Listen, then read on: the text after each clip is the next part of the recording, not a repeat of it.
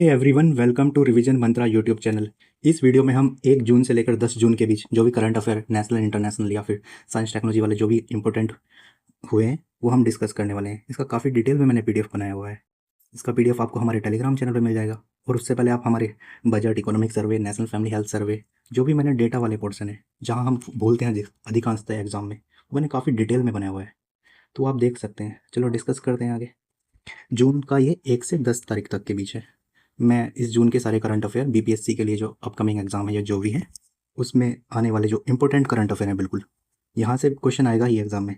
अब जैसे बात करते हैं नासा। नासा का एक आर्टिमिस मिशन है। आर्टिमिस मिशन किससे रिलेटेड है? ये मून से रिलेटेड है। आर्टिमिस थर्ड 2027 में जाएगा। इसमें यूएसए के 3 लोग और 1 इटली के वो जाएंगे, यूरोपियन स्पेस एजेंसी। उनके नाम लिखे हुए हैं, शॉर्ट में लिख दिया मैंने। डगलस है, रूबियो है, आर ब्रिसनिक और लुका। तो ये नाम आपको शॉर्ट में लिख दिया मैंने। फिर अगला एक है सृष्टि, जो है अंडर 19 में वर्ल्ड नंबर 1 प्लेयर बन गई है टेनिस में।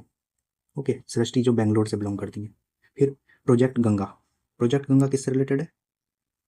प्रोजेक्ट गंगा ये है डिजिटल कनेक्टिविटी। डिजिटल कनेक्टिविटी से रिलेटेड है प्रोजेक्ट गंगा। ये है कहाँ? ये है यूपी में। ओके, ये यूपी में है प्रोजेक्ट गंगा। ओके, फिर आगे। फिर मेजर अभिलाषा बराक, इनको यूनाइटेड नेशन का military gender advocate of the year का अवार्ड मिला है। ये थर्ड वुमेन है इंडिया की। ओके, पूछ सकता है एग्जाम में, क्या ये पहली बार मिला है किसी इंडियन वुमेन को? नहीं, ये थर्ड बार मिला है। मेजर अभिलाषा बराक, इनको United nation peace keeping mission में सर्व कर रही हैं ये लेबनान में। ओके, फिर आगे आता है प्रोजेक्ट हिमांग। प्रोजेक्ट हिमांग ये इंफ्रास्ट्रक्चर प्रोजेक्ट है। ये बीआरओ का है, बॉर्डर रोड ऑर्गेनाइजेशन। इसने एक वर्ल्ड रिकॉर्ड बनाए हैं दो। एक तो highest oxygen cafe national highway पे बनाया है। और एच ए डी चंडीगढ़ ये largest three D printed building है ये। ओके, बीआरओ कब बना था ऑर्गेनाइजेशन, ये भी पूछ सकते हैं ना कभी एग्जाम में। ये 1960 में बना था। ओके, फिर आगे आते हैं फ्रेंच ओपन।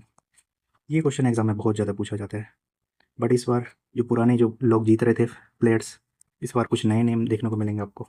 जो फ्रेंच ओपन जो है, ये एक बार 69 में पूछा, ये लोकेशन रोनाल्ड गैरोज। 69 में पूछा था ये क्वेश्चन, 69 बीपीएससी में। तो ये अलेक्जेंडर ने जीता है। अलेक्जेंडर से याद रख सकते हैं, जर्मनी के हैं। जर्मनी के किसी प्लेयर ने बहुत दिनों बाद जीता ये। तो एग्जाम में पूछा जाएगा ना, ये कहाँ के हैं? जर्मनी के अलेक्जेंडर। और इटली के प्लेयर्स को इन्होंने हराया। फेवेलियो कोवली फेवेलियो कोवली को इन्होंने हराया। फिर वुमेन में किसने जीता? वुमेन में जीता मीरा एंड्रेवा। ये कहाँ की है? रशिया की। तो जर्मनी और रशिया आपको याद रहेगा, जर्मनी और रशियन प्लेयर ने जीता, मीरा एंड्रेवा। ओके, फिर आगे आते हैं। इनका इस कंट्री का नाम हमें अच्छे से याद रखना है, क्योंकि कंट्री का नाम भी पूछने लगे हैं वो आजकल। फिर है world yoga championship. World yoga championship ये कहाँ हुई? ये अहमदाबाद में हुई। इंडिया ने इसमें टॉप किया। योगा हमारा है तो हम लोग ही टॉप करेंगे ना। तो 6 मेडल जीते हैं इसमें, 5 गोल्ड 1 ब्रॉन्ज। सेकंड में सिंगापुर है, फिर है अर्जेंटीना। फिर इसमें नेपाल को डिफीट किया था। इंडिया सब जूनियर बॉयज़ और गर्ल्स ट्रेडिशनल टीम जो थी, उसने नेपाल को डिफीट किया था। फिर आगे आते हैं। ये फुटबॉल का होता है साउथ एशियन में कंट्रीज़ में। सेफ वुमेन चैंपियनशिप किसने जीती? तो ये इंडिया ने जीती। ये गोवा में हुआ था इस बार, बांग्लादेश को हरा के। ये वुमेन चैंपियनशिप हुई थी फुटबॉल की। तो इंडिया ने जीता, ये गोवा में हुआ था बांग्लादेश को हरा के। तो रनर अप भी पूछा जा सकता है एग्जाम में, बांग्लादेश रहा है। फिर ये क्वेश्चन तो बहुत इंपॉर्टेंट है, एग्जाम में बहुत हाई चांसेस आएगा अगर बिहार स्पेशल। मैंने इसमें बिहार स्पेशल के भी कुछ कुछ क्वेश्चन को डाल दिया है जो करंट अफेयर में हुए हैं। तो 67 जो चीफ जस्टिस थे वो पटना हाई कोर्ट थे, उनको रिप्लेस करके अब जस्टिस मीनाक्षी मदन रॉय कौन बनी है? जस्टिस मीनाक्षी मदन रॉय। ये पहले सिक्किम की पहली वुमेन थी जो चीफ जस्टिस बनी थी, अब ये पटना में बनी है चीफ जस्टिस। फिर एक क्वेश्चन है, साउथ कोरिया के नए पीएम अपॉइंट हुए हैं। साउथ कोरिया के नए पीएम अपॉइंट हुए हैं हैंग सियोंग सोक। इसको वहाँ के प्रेसिडेंट ने अपॉइंट किया है, लियो जाई म्योंग। लियो जाई म्योंग साउथ कोरिया का। क्योंकि साउथ कोरिया से अपने रिलेशन अच्छे हैं कंट्री के, तो एग्जाम में पूछा जा सकता है।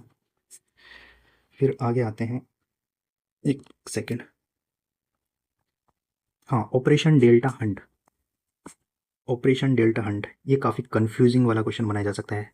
ये गुजरात पुलिस ने चलाया, इसने एग्जाम में दे देगा ऑपरेशन डेल्टा हंट कौन सी पुलिस ने चलाया जिसने इलीगल बांग्लादेशी पीपल्स को डिटेन किया। ठीक है, 362 लोगों को पकड़ा है इलीगल तरीके से जो घुसे थे। ऑपरेशन डेल्टा हंट, तो हमें लगेगा वेस्ट बंगाल है या फिर बिहार है या फिर नॉर्थ ईस्ट स्टेट है, बट इसको गुजरात पुलिस ने चलाया है। किसने चलाया है? गुजरात पुलिस ने। ये क्वेश्चन तो एग्जाम में अधिकांशतर पूछा ही जाता है। क्या है ये? यूनाइटेड नेशन सिक्योरिटी काउंसिल के 5 member, non permanent member. Total कितने मेंबर होते हैं? 15 मेंबर होते हैं ना, 5 परमानेंट होते हैं और 10 नॉन परमानेंट होते हैं। तो इसके 5 मेंबर को अभी बनाया गया है।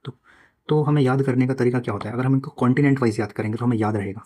जैसे कि यूरोप से कौन है? यूरोप से पोर्टुगल एंड ऑस्ट्रिया, पुर्तगाल और ऑस्ट्रिया। ओके, यहाँ की कैपिटल आपको कमेंट में बताना है। पुर्तगीज़ की कैपिटल क्या है यहाँ की? पुर्तगाल की और ऑस्ट्रिया की। और फिर है अफ्रीका से जिम्बाब्वे। जिम्बाब्वे की कैपिटल भी पूछा जाता है एग्जाम में, क्योंकि यहाँ कॉन्फ्रेंस वगैरह होती रहती है काफ़ी। फिर एशिया से है कजाकिस्तान।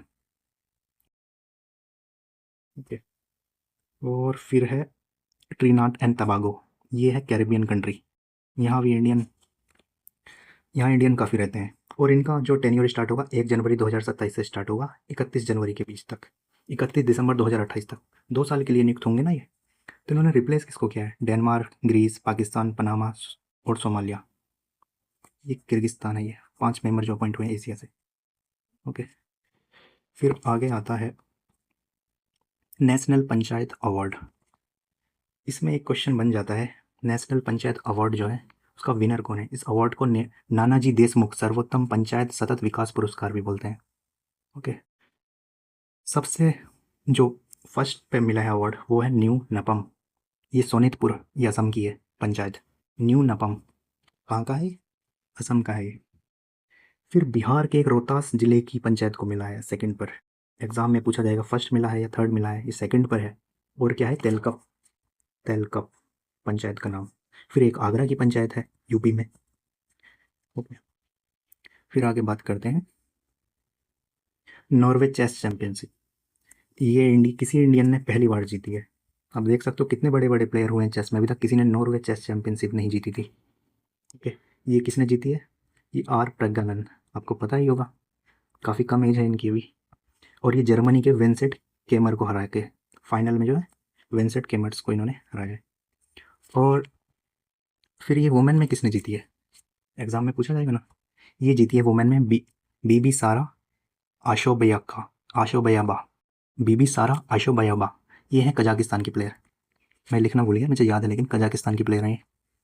तो एग्जाम में वुमेन वाला पूछा जा सकता है अगर उसको टफ क्वेश्चन बनाना है एग्जामिनर को। फिर है सूर्य संकल्प अवार्ड। ये भी बिहार के गवर्नमेंट बिल्डिंग को मिला, क्योंकि बिहार में पीएम सोलर घर मुफ्त बिजली योजना के तहत सोलर गवर्नमेंट बिल्डिंग पर काफ़ी ज़्यादा सोलर लाइट लगाई गई। तो बिहार को मिला है ये अवार्ड, सूर्य संकल्प अवार्ड। फिर आता है इंडिया का फर्स्ट फ्लैक्स फ्यूल कार। ये न्यू दिल्ली में लॉन्च की, किसने की? Ministry of petroleum natural gas and ministry of road transport and highway के जो मिनिस्टर हैं उन्होंने साथ में मिलकर लॉन्च किया। मारुति सुजुकी ने बनाया। ये एग्जाम में पूछा जा सकता है कौन सी कंपनी ने बनाया, टाटा ने बनाया या सुजुकी। ये एथेनॉल ब्लेंड फ्यूल पे, एथेनॉल पेट्रोल ब्लेंड फ्यूल पे काम करेगी। और ये E100 तक सपोर्ट कर सकती है, मतलब 100% एथेनॉल पे काम कर सकती है। ये फर्स्ट फ्लैक्स फ्यूल कार है ये। एग्जाम में बस इतना ही पूछा जाएगा। जहाँ डिटेल्स की जरूरत होगी मैं ज़रूर बताऊंगा। अब वर्ल्ड बैंक के एग्जीक्यूटिव डायरेक्टर बने हैं नीलकंठ मिश्रा, ये 3 साल के लिए बने हैं Neelkanth Mishra, executive director world bank के। फिर एक क्वेश्चन ये एग्जाम में यूपीएससी में भी पूछा गया है, ये बीपीएससी में भी पूछा जा रहा है आजकल कि यूपीआई जो एडॉप्ट किया कंट्री ने, कितने कंट्री ने अडोप्ट किया? अभी रिसेंट में जो कंट्री ने अडोप्ट किया उसका नाम है कंबोडिया। कंबोडिया पता है आपको? एशियन कंट्री है, ये बुद्धिस्ट कंट्री है। अब इसको याद करने के लिए आपको कैसे याद करना चाहिए? पहले आपको याद करना चाहिए एशियन कंट्री कौन से हैं या गल्फ कंट्री कौन से हैं। 2 कंट्री हैं गल्फ, यूएई और कतर, याद रहेगा। यूएई और कतर गल्फ कंट्री हैं।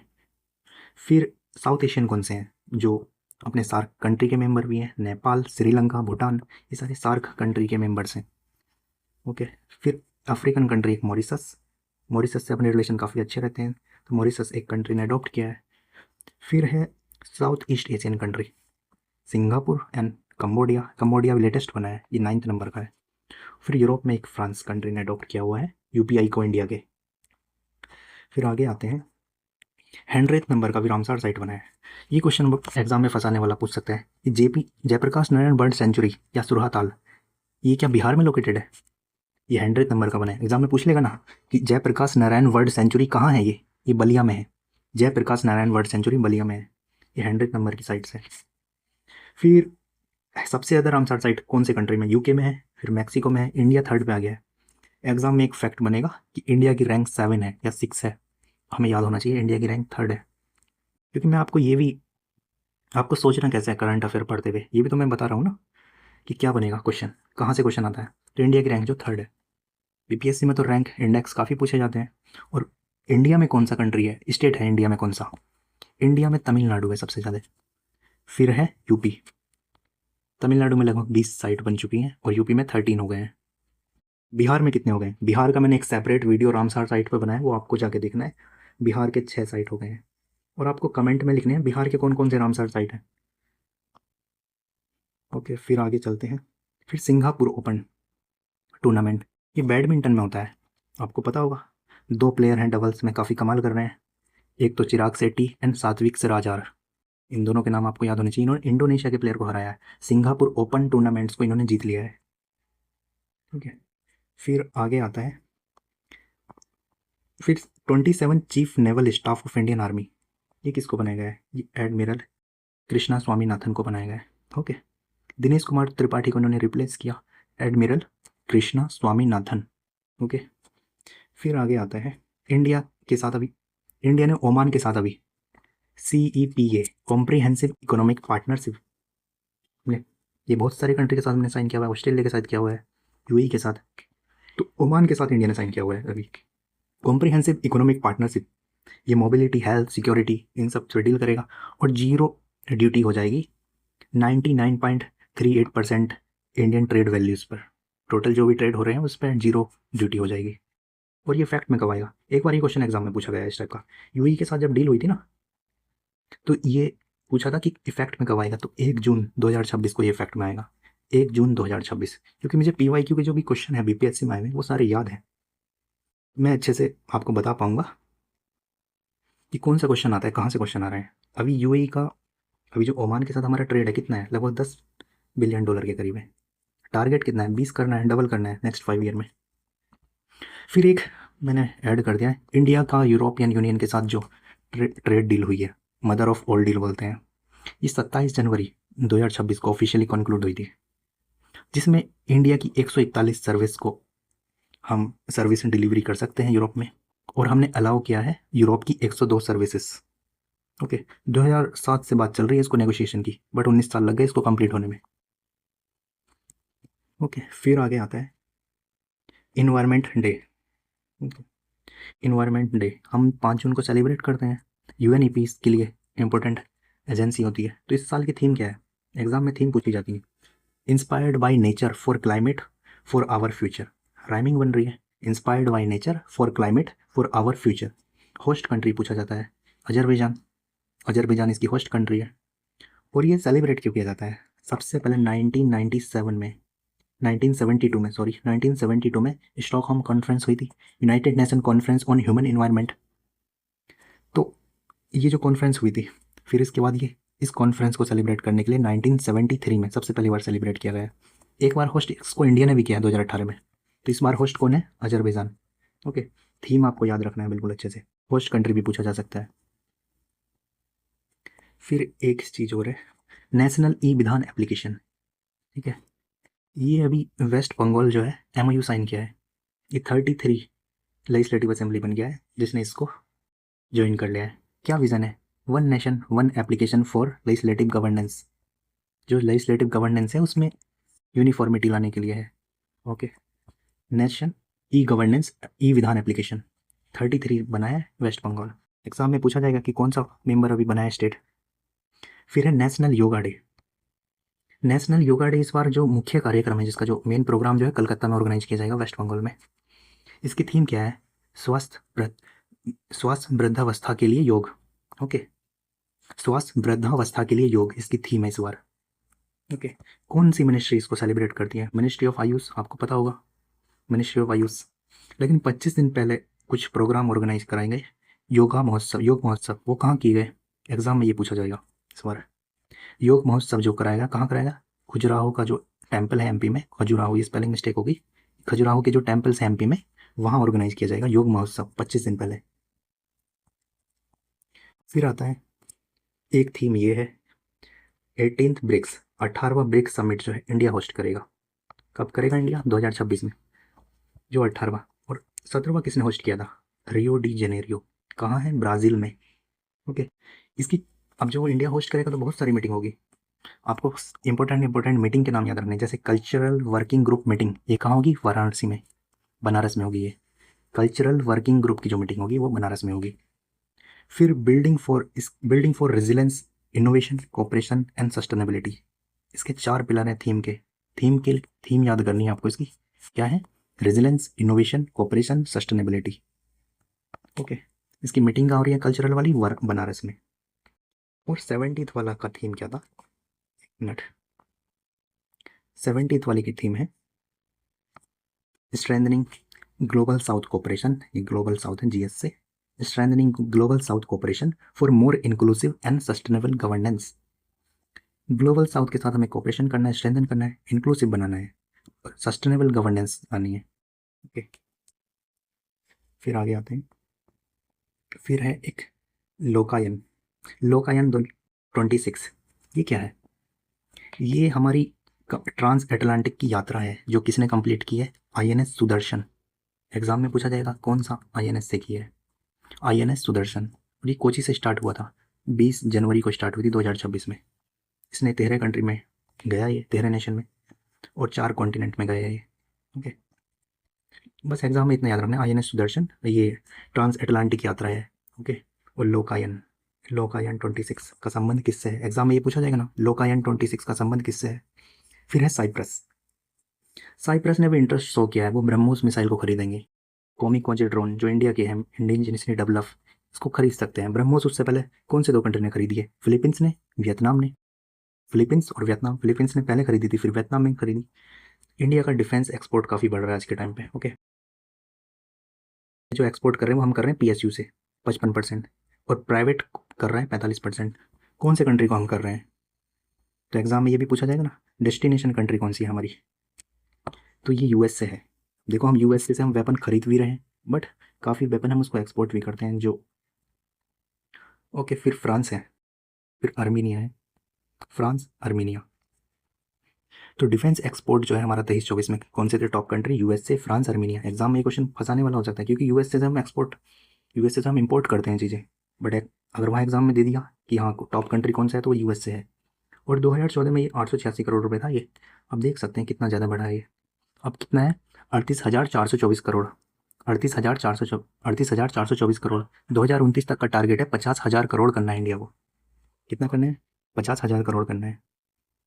फिर एक क्वेश्चन है, इंडिया का फर्स्ट स्काई कास्ट सिस्टम, ये फ्लाइट डिले के बारे में रिगार्डिंग है। फ्लाइट डिले, जो फ्लाइट डिले हो जा रही है उसको कम करेगा। ये किसने अडॉप्ट किया है? सबसे पहले इंदिरा गांधी इंटरनेशनल एयरपोर्ट, कहाँ है? दिल्ली में। जहाँ आपको डिटेल इन्फॉर्मेशन की जरूरत है मैं डिटेल बताऊंगा, और जहाँ वन लाइनर आपको समझना, जैसे यहाँ साइप्रस ने अभी परचेस करने के लिए इंटरेस्ट शो किया है, तो एग्जाम में पूछा जाएगा फिलीपींस और वियतनाम ने भी तो खरीद लिया है ब्रह्मोस को। तो पीएसयू जो है हमारे ज़्यादा एक्सपोर्ट करते हैं। प्राइवेट कंपनी का पार्टिसिपेशन अभी कमी है, तो 45% है।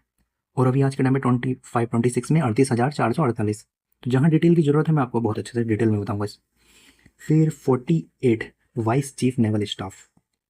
ओके, ये कौन बने? Ajay Kochar, 48 vice chief naval staff. फिर डीआरडीओ के भी अभी चेयरमैन जो है वो भी अपॉइंट हुए नहीं। डॉक्टर समीर वी कामत को इन्होंने रिप्लेस किया है, राजेश कुमार सिंह बने हैं, राजेश कुमार सिंह। ये 1958 में डीआरडीओ बना था। ओके, फिर आगे आते हैं जल संचय जन भागीदारी। क्या है जल संचय जन भागीदारी?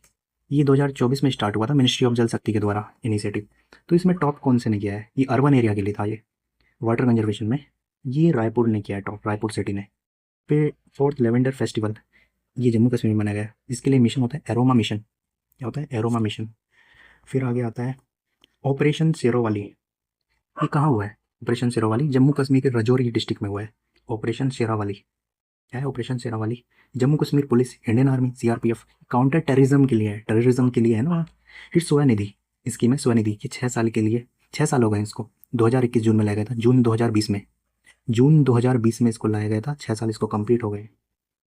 फिर स्वनिधि है किस लिए है? ये माइक्रो क्रेडिट देती है। क्या देता है ये लोग? Micro credit. स्ट्रीट वेंडर को 10,000 रुपये देंगे पहली बार में, अगर देना है उनको लोन। सेकंड टाइम अगर हम इसको रिटर्न कर देते हैं 10,000 रुपये, सेकंड टाइम में हमें 20,000 रुपये मिल सकते हैं, फिर 50,000 रुपये तक मिल सकते हैं। ओके। और ये रूरल एरिया में नहीं है, ये गलत लिखा गया है, ये अर्बन स्ट्रीट वेंडर के लिए, कोविड के टाइम पे काफ़ी। फिर है 23 सिंगरी ला डायलॉग। ये कहाँ हुआ? सिंगापुर में हुआ ये 23 सिंगरी ला डायलॉग। इंडियन डिफेंस सेक्रेटरी ने मीटिंग ऑर्गेनाइज, इसमें पार्टिसिपेट किया। इंडो पैसिफिक सिक्योरिटी से रिलेटेड है, इंडो पैसिफिक की सिक्योरिटी से रिलेटेड है। ओके। फिर है नौसेना सूर्य वाटिका। क्या है? नौसेना सूर्य वाटिका, ये लखनऊ में इसको इनॉर्गेट किया मिनिस्ट्री ऑफ डिफेंस मिनिस्टर के द्वारा। क्या है नौसेना सूर्य वाटिका? आईएनएस गोमती को म्यूजियम में कन्वर्ट किया गया है। ओके, आईएनएस गोमती को, गोमती रिवर भी है लखनऊ, उसी के नाम पर रखा गया है। फिर खेत बचाओ अभियान, ये 1 जून को ministry of agriculture, farmer welfare और Indian council of agriculture research, इन्होंने ऑर्गेनाइज किया खेत बचाओ अभियान। ये क्या है? Soil conservation. जो हमारी सॉइल जो है बेकार हो रही है आज के टाइम पे, तो किसने लॉन्च किया ये मिनिस्टर है शिवराज सिंह चौहान, एग्रीकल्चर मिनिस्टर। और सॉइल से रिलेटेड एक स्कीम और है ना, सॉइल से रिलेटेड एक स्कीम और है, सॉइल हेल्थ कार्ड, 2015 में आई थी। कब आई थी? 2015 में। फिर आते हैं Asian under 20 athletic championship, Hong Kong में हुई। कहाँ हुई? हांगकांग में। इंडिया ने इसमें सेकंड रैंक है, इंडिया का जो मेडल टैली में जो है सेकंड है, और 19 मेडल इंडिया ने जीते। 10 गोल्ड थे जिसमें 5 सिल्वर थे और 4 ब्रॉन्ज। चाइना टॉप किया और जापान थर्ड पे था। इंडिया के जो मेडल है वो याद रखने, 19 मेडल है इंडिया के। ठीक है। फिर इंडिया और म्यांमार की जो मीटिंग है, सिक्योरिटी से रिलेटेड अभी मीटिंग हुई, टेरी ओके, डिफेंस और सिक्योरिटी से रिलेटेड इंडिया की मीटिंग हुई इंडिया और म्यांमार के बीच। जो टेरिटोरियल डिस्प्यूट है कि वहाँ की टेरिटरी को इंडिया के अगेंस्ट में यूज़ किया जा रहा है टेररिज्म रिलेटेड, तो उसको रिजोल्व किया जाएगा। फिर ब्रिक्स का डिजास्टर रिस्क रिडक्शन मीटिंग, वो कहाँ हुई? पुरी में, क्योंकि इंडिया होस्ट कर रहा है तो इसकी बहुत सारी मीटिंग इंडिया में होने वाली है। पुरी कहाँ है? उड़ीसा में। Disaster risk reduction meeting. Okay. फिर एक आता है प्रोजेक्ट उदयक, ये कहाँ है? ये इसका 37 राइजिंग डे मनाएगा, स्थापना दिवस, प्रोजेक्ट उदयक। ये बीआरओ चलाता है इस प्रोजेक्ट को, ये असम में। ओके, यहाँ ये गलत लिख दिया है फैक्ट। इंफ्रास्ट्रक्चर प्रोजेक्ट है जो ईस्टर्न एरियाज में डेवलपमेंट के लिए है, ईस्टर्न रीजन में डेवलपमेंट के लिए। ओके, प्रोजेक्ट का नाम है फिर ये रुद्रम सेकंड जो है, ये अभी मिसाइल टेस्ट हुआ है, ये एंटी रेडिएशन मिसाइल है, एयर टू सरफेस। ओके, फिर आगे आते हैं पद्मा बैरेज। पद्मा बैरेज जो गंगा को क्या बोलते हैं वैसे? बांग्लादेश में पद्मा बोलते हैं ना, तो पद्मा बैरेज और इंडिया और बांग्लादेश के डेवलप कर रहे हैं इसको। फिर ये क्वेश्चन एग्जाम में आ सकता है, शिप्रा रिवर, ये जो पेरिनियल रिवर है, मतलब कंटिन्यूसली फ्लो करती है, बट इसमें वाटर लेवल इसका फ्लो कम हो रहा है, तो एग्जाम में आ सकता है, न्यूज़ में थी काफ़ी। तो ये उज्जैन जो सिटी है इस पर ही है, काफ़ी होली रिवर, इसको पवित्र रिवर माना जाता है काफ़ी हिंदुइज्म में। तो ये जो ट्रिब्यूटरी है इसकी ट्रिब्यूटरी के बारे में बात करें तो खान और गंभीर इसकी ट्रिब्यूटरी है, बट शिप्रा रिवर भी किसी रिवर की ट्रिब्यूटरी है, वो है चंबल रिवर। चंबल रिवर की ट्रिब्यूटरी है शिप्रा रिवर। ओके। फिर एक प्रोजेक्ट है हाँ, बम्बई स्टॉक एक्सचेंज ने चलाया प्रोजेक्ट शिखर। प्रोजेक्ट शिखर क्या करेगा? एमएसएमई की हेल्प करेगा, ये जो एमएसएमई है उसको लिस्ट करेगा बीएससी पर। ओके, एमएसएमई की डेफिनेशन एग्जाम में पूछी जाती है, जैसे इन्वेस्टमेंट और टर्नओवर से रिलेटेड है, तो micro, small and medium. Okay, micro, small and medium. तो माइक्रो में अगर इन्वेस्टमेंट 2.5 करोड़ करते हैं और 10 करोड़ का टर्नओवर करते हैं तो माइक्रो इंटरप्राइजेस में कंसिडर किया जाएगा। 25 और 100 रहेगा तो स्मॉल, 125 और 500 रहेगा तो मीडियम। ये डेफिनेशन आपको याद करनी है। कैसे याद करनी है? यहाँ याद रख सकते हैं, 2.5 है, फिर 25 है, फिर 125 है। फिर अर्थ प्राइज, ये इंडियन स्टूडेंट्स को दिया गया है। ओके, इनका एक प्रोजेक्ट था प्लास्टिक, ये प्रोजेक्ट का नाम है। इन्होंने बायोडिग्रेडेबल्स प्लास्टिक्स वगैरह से कुछ रिलेटेड डेवलप किए हैं, तो ये अर्थ प्राइज मतलब अर्थ केयर सस्टेनेबिलिटी के लिए। ओके, अर्थ प्राइज जो है वो इंडियन यूके का प्राइज है, ये 3 इंडियंस को मिलेगा, ये उनके नाम लिखे हुए हैं। फिर जनरल असेंबली की फर्स्ट के प्रेसिडेंट अभी इलेक्ट हुए हैं, तो वो कहाँ के हैं? वो बांग्लादेश के हैं। ओके, खलीलुर रहमान, खलीलुर रहमान जी बांग्लादेश के हैं। ओके, फिर 1 जून को मिल्क डे सेलिब्रेट किया गया। इसकी थीम क्या है? Celebrating women farmer. एग्जाम में पूछा जा सकता है सेलिब्रेटिंग वुमेन फार्मर। तो इंडियन मिल्क डे कब मनाया जाता है? 26। किसकी बर्थ एनिवर्सरी वो आपको कमेंट में लिखना है। और आपको ये हमने 49 क्वेश्चन कर लिया है इसमें पीडीएफ में। इसका पीडीएफ आपको टेलीग्राम पे मिल जाएगा। मैंने काफ़ी डिटेल में जहाँ जहाँ इन्फॉर्मेशन की ज़रूरत थी उसको डिटेल में बताने की कोशिश की है। नेक्स्ट पार्ट में मैं आपको इसके 50-60 क्वेश्चन और होंगे वो डिस्कस करूँगा। ये वीडियो काफ़ी इंपॉर्टेंट रहेगा अपकमिंग बीपीएससी एग्जाम में, तो यहाँ से क्वेश्चन बहुत आएंगे ही। हो सकता है यहाँ से ही 2 या 3 क्वेश्चन देखने को मिल जाए, क्योंकि एग्ज़ाम का जो पैटर्न है वो किसी को पता ही नहीं है क्या रहता है। बट रिसेंट वाले करंट अफेयर काफ़ी ज़्यादा आते हैं। फॉर वॉचिंग दिस वीडियो, और अपने दोस्तों के साथ शेयर जरूर करें।